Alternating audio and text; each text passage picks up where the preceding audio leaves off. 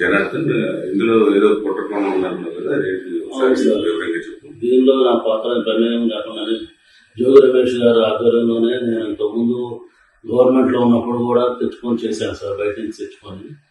అదేవిధంగా గవర్నమెంట్ రాగానే అదంతా ఆగిపోయింది సార్. మళ్ళీ మొన్న టీడీపీ గవర్నమెంట్ రాగానే అన్నీ ఆగిపోయింది సార్. అసలు ఏం చేయడం లేకుండా బాగా స్ట్రిక్ట్ అయిపోయేటప్పటికి ఇక నేను కూడా ఆగిపోయాను సార్ మొత్తం. ఆ తర్వాత మన ఏప్రిల్లో 2025 ఆ టైంలో మళ్ళీ జోగి రమేష్ గారు నన్ను కాంటాక్ట్ చేసి మాట్లాడదామంటే నేను వాళ్ళ తమ్ముడు ద్వారా మాట్లాడాను సార్. టీడీపీ గవర్నమెంట్ మీద ఏదో రకంగా మనం బదులు చల్లాలి, వాళ్ళకి యాడ్ చేయాలి, మనకి అప్పుడు మైలేజ్ ఎక్కువ ఉంటుంది అని నువ్వు ఇంతకుముందు చేసేవాడు కదా, చేశారు కదా, అందరినీ మళ్ళీ లేపించి లైన్లో పెట్టాను సార్. నేను ఇబ్రాహిం పక్కన అనుకున్నాను సార్. తర్వాత నేను మా క్లాస్మేట్ జయచంద్ర రెడ్డి తమ్ముడుపల్లి అని తెలిసేటప్పటికి చిత్తూరు జిల్లా, ఉమ్మడి చిత్తూరు జిల్లా వచ్చింది కాబట్టి ముందు అక్కడ ప్లాన్ చేద్దాం, చంద్రబాబు గారిని బ్యాన్ చేయడానికి అక్కడ చేద్దాము. నేను అక్కడ వైన్ షాప్లో వాళ్ళకి వచ్చినాయి, వాళ్ళు చేసుకోలేకపోతే నేను తీసుకుంటానని చెప్పి జోగి రమేష్ గారు చెప్పాను సార్. అయితే అక్కడే ప్లాన్ చేయాలని చెప్పారు. నేను అక్కడ లోపల అతను పాలక సిద్ధాన్ని అతను పట్టుకొని అవన్నీ రూమ్ అది తీసుకొని వేరే వాళ్ళ పేరు మీద అక్కడ సెటప్ అంతా చేశాను సార్. చేసిన తర్వాత ఎవరైతే ఉన్నారో వాళ్ళకి తెప్పించి అన్నీ రెడీ చేయించు, మందు తయారు చేయడానికి కావాల్సిన స్పిరిట్, లేబుల్, క్యాప్లు అన్నీ, దానికి కలిపేదానికి కావాల్సిన కెమికల్స్ అన్నీ తెప్పించి బాలాజీ ద్వారా చేసాను సార్. అది ఎప్పటికప్పుడు 1 నెల 2 నెలల్లో ఇది ఇలా అంతా రెడీ చేసి పెట్టండి. రెడీ చేసి ఎప్పుడైతే పెడతారో అప్పుడు మొత్తం ఎక్కువగా ఉన్నప్పుడు మీరు ఎవరు లేని సమయం చూసి దాన్ని గవర్నమెంట్ మీద బొచ్చాలి, నీకు ఏం కాదు, నీకు ఏమైనా ఇబ్బంది అయినా నేను చూసుకుంటాము. నేను బాగా ఆర్థిక ఇబ్బందుల్లో ఉన్నానండి. ఆ ఆర్థిక ఇబ్బందుల నుంచి తీసేసి మీ ఫ్రెండ్ అక్కడ ఎక్కడో ఆఫ్రికాలో డిస్టరీస్ ఉన్నాయి కదా, అక్కడికి వెళ్ళిపో, నీకు దానికి కావాల్సిన అమౌంట్ 3 కోట్లుగా మేము సర్దుతాము, అది ఇవన్నీ ఏం చెప్పకుండా మామూలుగా ఏం తెలియనట్టుగా ముందు నువ్వు అక్కడికి వెళ్ళి అన్నీ రెడీ చేస్తూ ఉండే, ఎవరికి అనుమానం రాకుండా అని చెప్పారు సార్. అదేవిధంగా జరుగుతూ ఉంటున్నది. ఏ నెల అక్కడ కుర్రోడు కూడా వెళ్ళిపోతానంటే నేను గట్టిగా అడిగాను సార్, ఇబ్బంది అవుతుంది అని అడిగితే మన సెప్టెంబర్ 20 తారీఖు తర్వాత ప్లాన్ చేద్దాం, నువ్వు మీ ఫ్రెండ్ ఎక్కడున్నాడో కనుక్కో అంటే నేను కనుక్కుంటే ఆఫ్రికాలో ఉన్నానని చెప్పాడు సార్.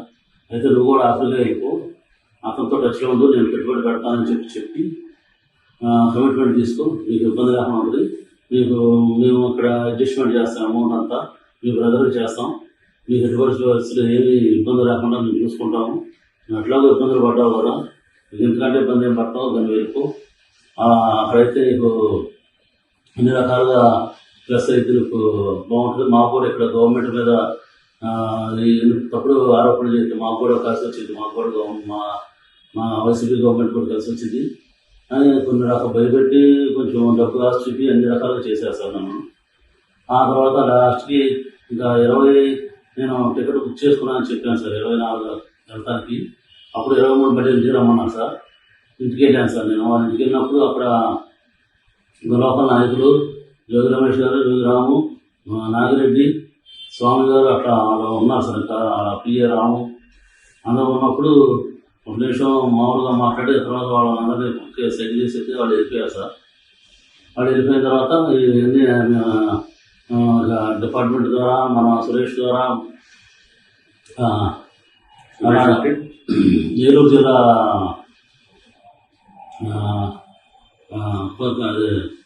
కొల్లేరు ఏరియాలో ఉంటారు సార్. నాకు నారాయణపురం బాగున్నప్పుడు అక్కడ ఫైనాన్షియల్గా వచ్చింది సార్. అతని ద్వారా డిపార్ట్మెంట్కి అక్కడికి ఇన్ఫర్మేషన్ పాస్ చేసి అది రైడ్ చేయించారు సార్. మున్సిపల్ జిల్లాలో రైడ్ చేయించి అది శ్రీకాంత పట్టించి గవర్నమెంట్ మీద రివర్స్గా మాట్లాడి గవర్నమెంట్ ఇలా తప్పులు చేస్తుంది అని చెప్పి బాగా చేసి చాలా యాంటీ చేసుకొద్దాం ట్రై చేశారు.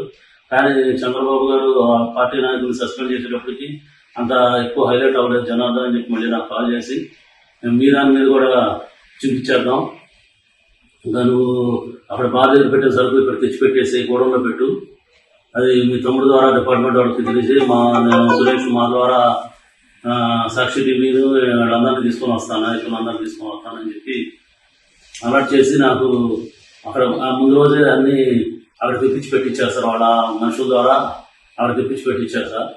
అదేవిధంగా ఇన్ఫర్మేషన్ లీక్ చేయించే తమ్ముడు ద్వారాను మీడియా సాక్షి మీడియా ద్వారా వాళ్ళ మనుషులు సురేష్ ఎరువులైన ద్వారా అట్లా డిపార్ట్మెంట్ అన్నిటికీ చేసి అది పెట్టించారు సార్. మా గోడంలో పెట్టిన లెక్కలు పెట్టించారు సార్. పక్కన గోడంలో బాధితులుగా ఉన్న గోడంలో అంతతో ఆగిపోకుండా మళ్ళీ అక్కడ ముందు రోజే అక్కడ ఎన్ని బాగా చేస్తున్నట్టుగా ఖాళీ క్యాన్లు కూడా తెప్పించి పెట్టించారు సార్. ఖాళీ ఎంపీ క్యాన్లు పెట్టించారు సార్. ఎంపీ క్యాన్లు పెట్టించేసి ఇదంతా బాగా జరిగిపోతుంది, ఇక అన్ని రాష్ట్రంలో అన్ని ఏరియాలో ఇలాగే చేస్తున్నారు అని చెప్పి అని బాగా బాగా హైలైట్ చేశారు సార్. ఈ గవర్నమెంట్ కి చాలా బ్యాడ్ నేమ్ వచ్చింది, బాగా జరిగింది, నీకు చూసుకుంటాను రావాల్సిందని చెప్పారు సార్. నాకు ఆ చెప్పిన రోజు నుంచి నాకు ఈ రోజు వరకు కూడా నాకు యాంటిసిపేట్ వేరే అన్నారు, సంపం కూడా తీసుకోలేదు సార్. దీంతో పాటు మా తమ్ముడిని కూడా అరెస్ట్ చేసి మా తమ్ముడికి చేస్తున్నట్టు కూడా ఇన్ఫర్మేషన్ ఏమి లేదు సార్, తెలుస్తారని కూడా. ఆ లాయర్ గారి ద్వారా కూడా నాకు ఏం జరిగిద్దని నాకు నమ్మకం లేదు సార్. అసలు ఇవన్నీ అవదని చెప్పేసి నేనే వచ్చి డిపార్ట్మెంట్ సహకరించి గవర్నమెంట్ మీద నా మీద జరిగింది, నేను వల్ల ఇబ్బంది పడింది అన్ని చెప్పేసి ఇక డిపార్ట్మెంట్ గారు సహకరిద్దామని చెప్పి నేను వచ్చేసాను సార్. ఇదంతా మేము నమ్మదగ్గగా మేమెందుకు నమ్మాలి? ఇది మీరు ముందు మీ ఫ్రెండ్నే కదా ఆయన జయచంద్ర రెడ్డి, ఆయన అసలు ఈ విషయంలో ఇరికించలేదు సార్. ఆయన ఏం చేశాడంటే పెద్దిరెడ్డి గారు రామచంద్ర రెడ్డి గారు పక్క కాన్స్టిట్యున్సీ, ద్వారకా రెడ్డి ఆ కాన్స్టిట్యున్సీ, మిగిలిరెడ్డి ఆయన చూసుకుంటాడు మొత్తం.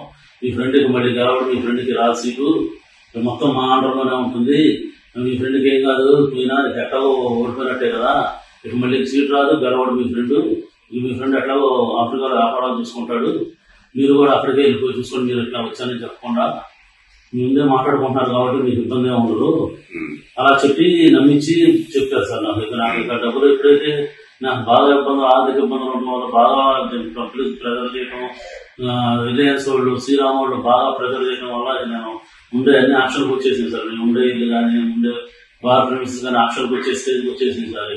ఇక నాకు తట్టుకోలేక ఆయన చెప్పింది తినేసి ఆయన ఆస్తి ఇచ్చిన 3 కోట్లు నాకు ఇస్తారనుకున్నాను, ఎప్పుడైనా తీరుతారనుకోని నేను ఓకే అన్నాను సార్, చేసేదానికి ఓకే అన్నాను సార్. మరి ఈయన ఎన్నాడు గారు పరిచయం మీకు? ఈయన నాకు చిన్నప్పటి నుంచి పరిచయం సార్, జోగి రమేష్ గారు. నాకు నేను చిన్నప్పటి నుంచి నాకు జయచంద్ర రెడ్డి చదువుకున్నప్పుడు సార్ మాకు ఆ తర్వాత ఇంజనీరింగ్ విద్యానగర్ ఎంబీకేఎస్ గురూరు దగ్గర దానిలో ఎంబీకేఎస్ చదువుకున్నప్పుడు వచ్చింది సార్. మళ్ళీ ఎలక్షన్ టైంలోనే మేము వెళ్ళాం సార్ ఆయన దగ్గరికి. ఆ టైంలో మా క్లాస్మేట్స్ అందరం వెళ్ళి కలిసి అక్కడ క్యాంపెయిన్ దగ్గర కొన్ని పార్టిసిపేట్ చేసాం సార్.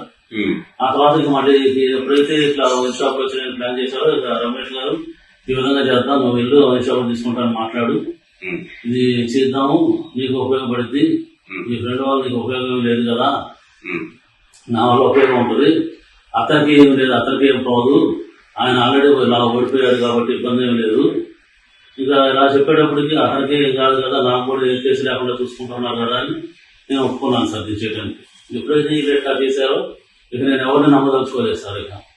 ఇక ఎవరు ఇస్తానా లేదు, నేను ఎట్లాగో ఇబ్బంది పడుతున్నాను, ఇంకా మళ్ళీ ఇక ఇబ్బంది పడకూడదని చెప్పేసి వచ్చి ఇక సరెండర్ అయితే గవర్నమెంట్ ఏ శిక్ష అనుభవిస్తాను వచ్చేసాను సార్.